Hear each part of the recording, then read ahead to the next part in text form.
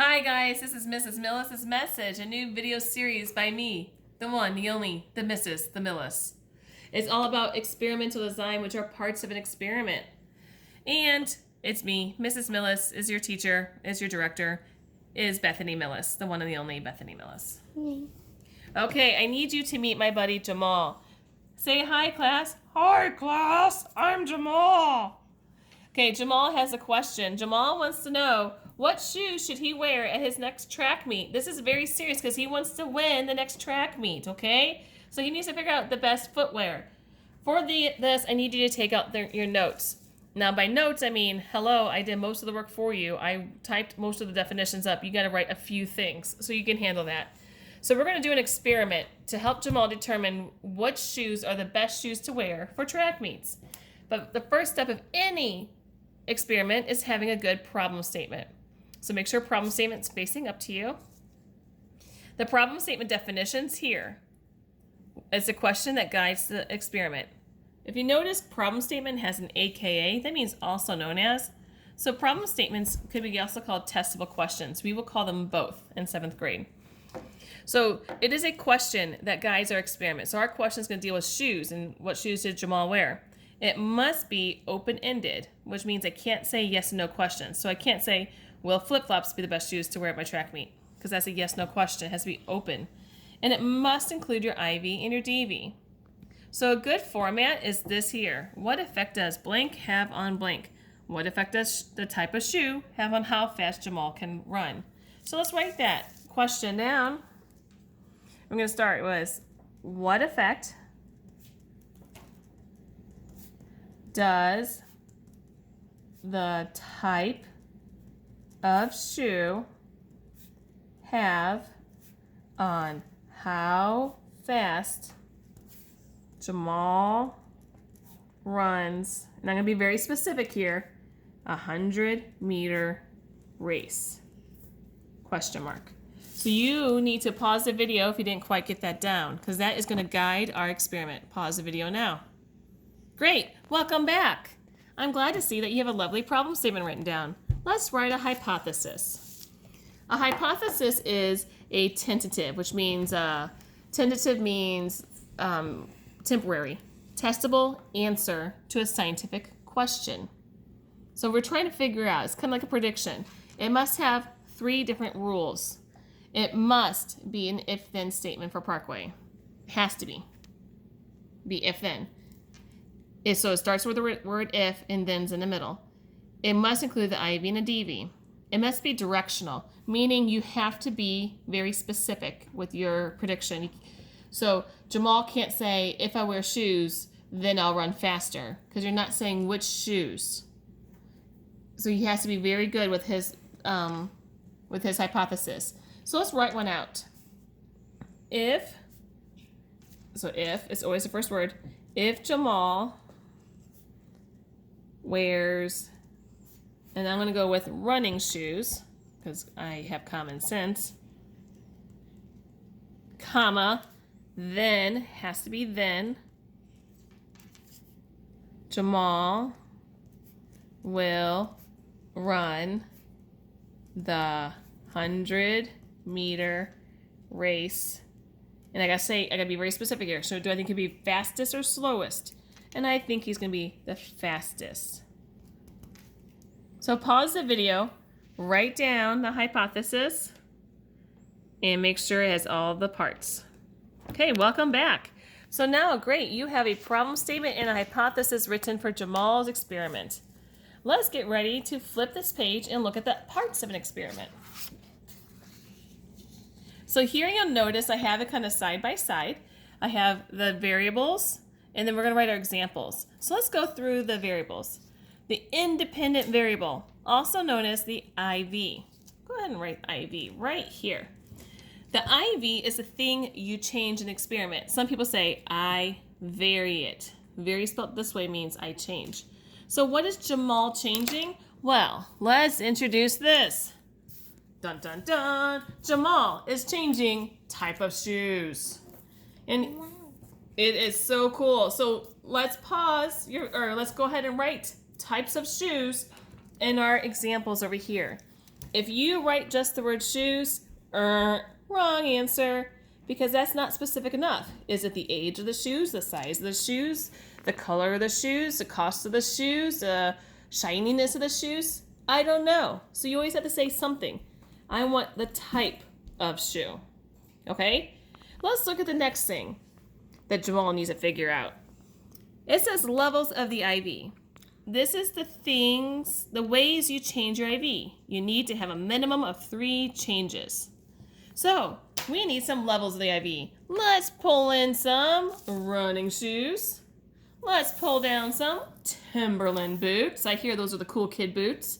And my daughter's favorite, some Chucks.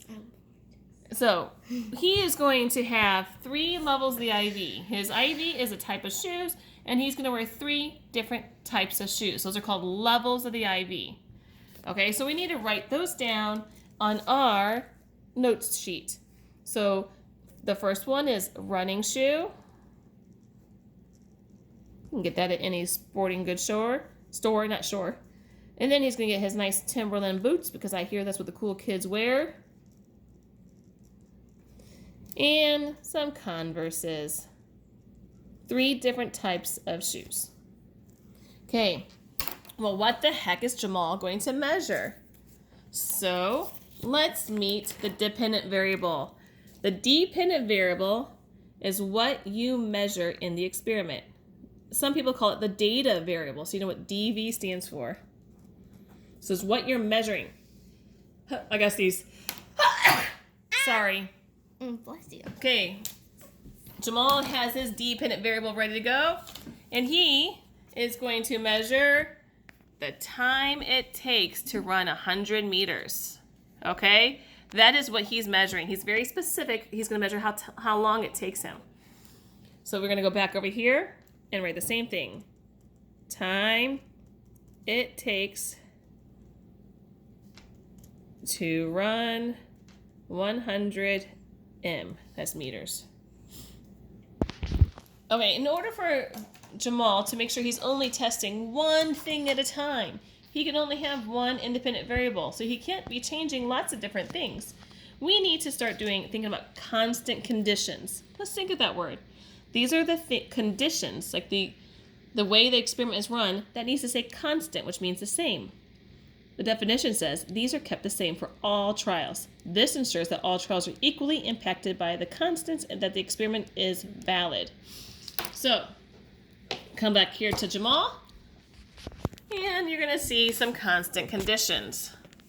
First, we probably should have pretty consistent weather. Running in hail and snow is different than in sunny weather. He needs to have the same track.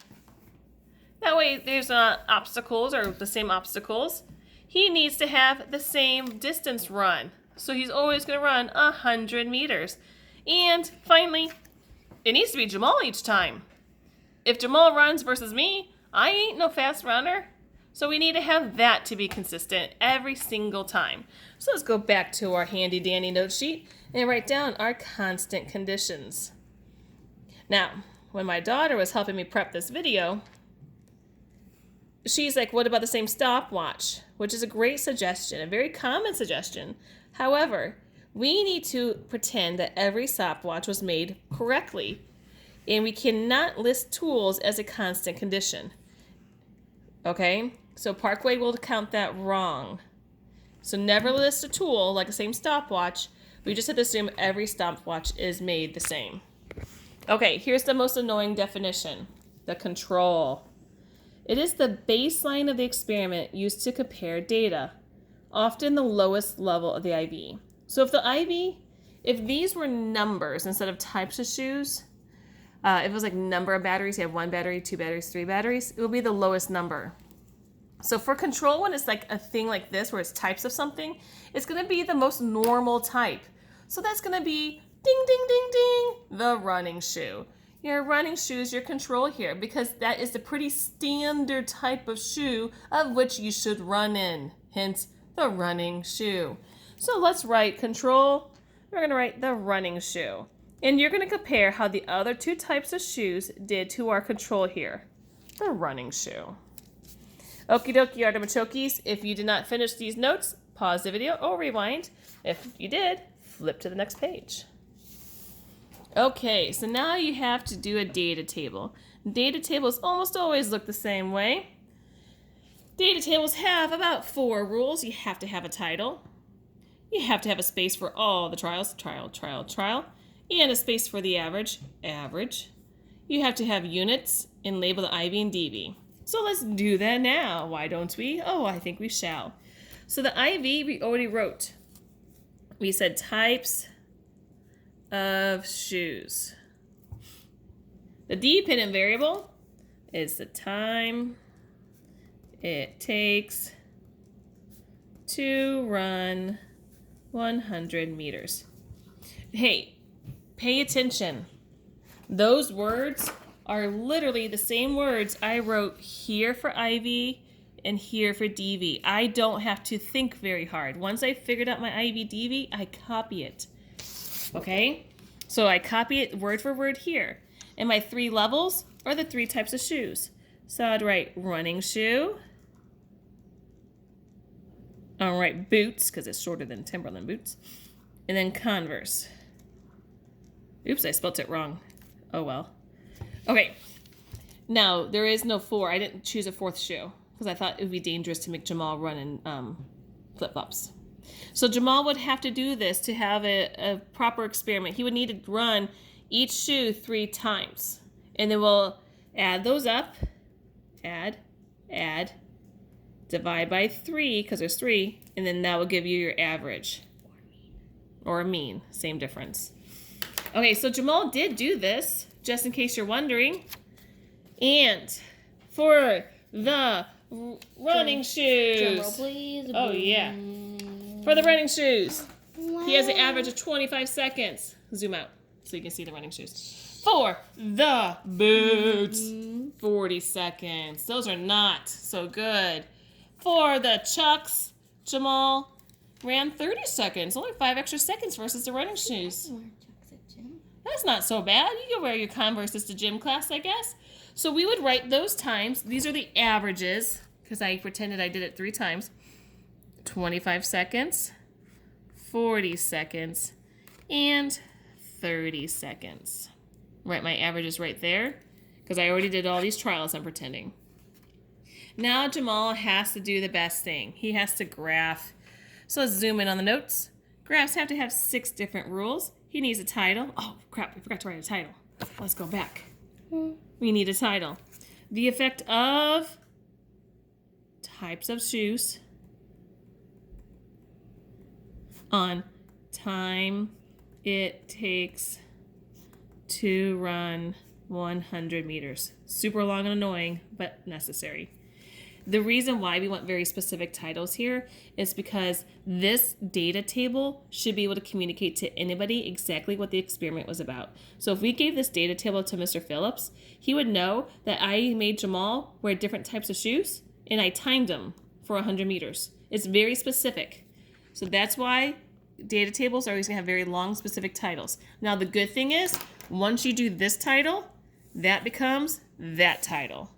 You don't have to think once you think it once. Don't think it twice. You just copy it one more time, and that makes your life easier. Okay, so I'm going to actually use my whiteboard to do the graph. There are 6 rules of graph. Okay, so the first rule is you have your title. Second rule is your IV goes on the x-axis. DV goes on the y-axis. I'm going to show you a trick I learned once upon a time ago. So once upon a time ago, Mr. Rademeyer, 6th grade teacher, taught me back in the olden days with the dinosaurs how to make a graph, because we weren't trying to kill the dinosaurs, we were graphing instead. So he said, if this is your axis, and don't forget, this is the y, this is the x. You want to know which one's DV? You want to know which one's IV? Well, let's just draw a D here. Ah, the D only fits here. I can't draw a D on the other side. So the DV always goes on the y-axis. Oh, where does the IV go? Well, let's draw a letter I. Oh, I can only make an I here with all its parts. So the I goes with the x-axis. The D goes with the y-axis. Isn't that clever? I think so. Okay, back to our rules. You have to have units. That means we always have to say seconds or meters, no naked numbers. If your number has no word behind it, it's naked. Nakedness doesn't belong in school. The 0 always goes in the corner, which means if there's a corner of the axis, which there is, the number 0 goes there. And both axes are numbered equally, which means when we skip count, we have to skip count the same. So let's take this data and let's go to the whiteboard. Come on, Jamal. Let's see how you did it. Welcome back to... Oh, wait. I paused you. You didn't realize that. You were here the whole time. Okay, never mind. So Jamal needs to graph his data. Remember, it took 25 seconds with the running shoes, 40 seconds with the boots, and 30 seconds for the Converses. Let's see how I did with my graph so far. I wrote the axis, time it takes to run, seconds, 100 meters. And then I went up by 5s. Notice I skip counted by 5, 10, 15, 20, 25, 30, 35, 40, 45, 50. And I have my 0 in the corner. So I am good. I decided to go up by 5s, and I stayed consistent the whole time. So for my running shoes, I will need to just go up to the 25, draw a bar, and I would write down here running shoes. And semi-decent handwriting. For the boots, he went up 40 seconds. And I would write boots. For the Converses, he took 30 seconds. And I would write Chucks, because it has 2 names. So this one would be a bar graph, because he had types of shoes. So if you write words down here for your IV, it's a bar graph. If you end up writing numbers down there, if this is a number line, you will always do a line graph then. Okay? The only way to make this data table, or I'm sorry, it's a graph. The only way to make this graph better is to include a title. And it's really long. So I would be lazy right now. Okay, so that is what a good graph looks like. I have a 0 in the corner. I go up evenly. My bars look good. There's spaces in between my bars. I labeled each axis. Jamal is happy. Woohoo! She knows how to graph. Let's write a conclusion now. Yay! Okay, last thing. So on your notes, I'm telling you how to write a conclusion. Okay, so first thing, it must answer the testable question, summarizes results, and says whether the hypothesis is supported or not. So let's go ahead and do that off to the side. So, first of all, we need to say what shoes. The question said, what effect does a type of shoe have on how fast Jamal can run? And we need to answer that. Running shoes, this is my claim, are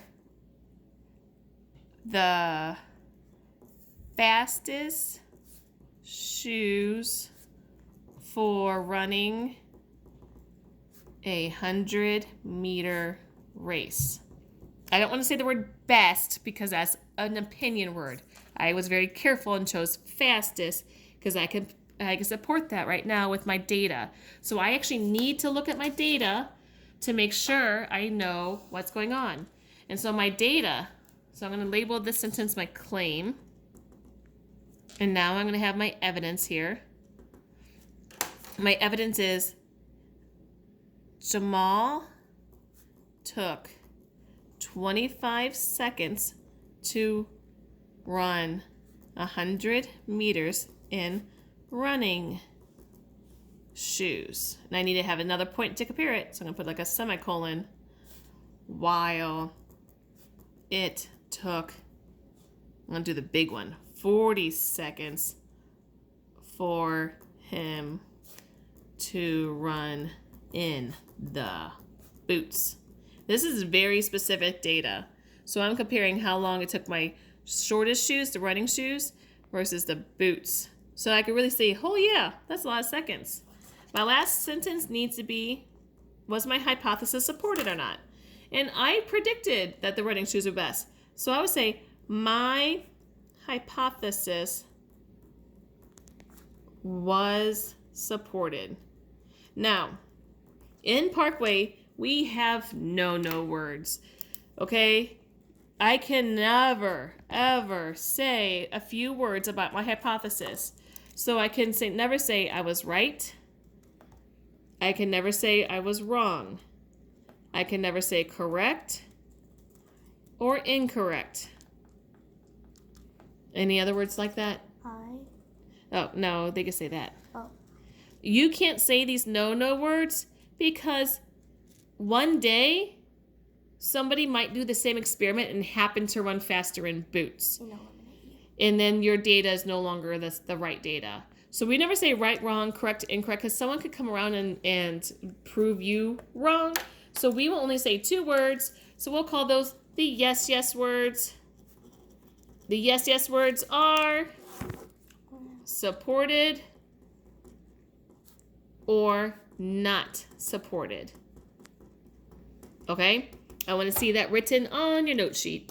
Okay, I appreciate you coming out to this lovely track meet to see Jamal with his experiment. This was a great time. I am so glad that Jamal finally knows that he should be running in his running shoes. Until next time, this is Mrs. Millis and Bethany Millis with Millis's Message. Bye.